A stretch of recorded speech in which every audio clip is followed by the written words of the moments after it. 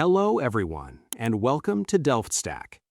If you log into your Minecraft world and discover that your custom character model is completely missing, broken, or permanently stuck as the default Steve, your game client is failing to render the texture files.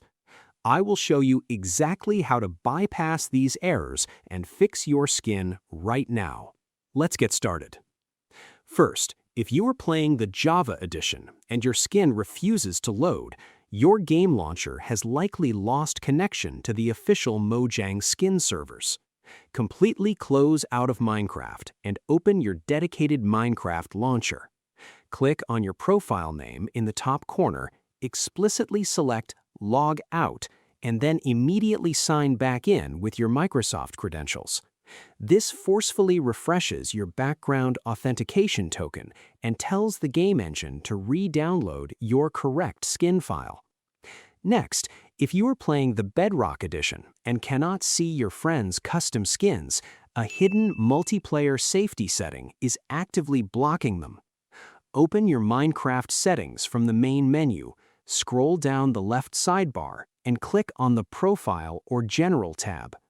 Look for the toggle specifically labeled Only Allow Trusted Skins and turn it completely off.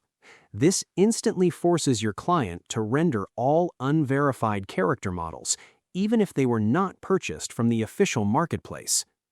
Finally, if you recently uploaded a custom skin and it is rendering a completely invisible block or a scrambled mess of pixels, your image file has the wrong dimensions.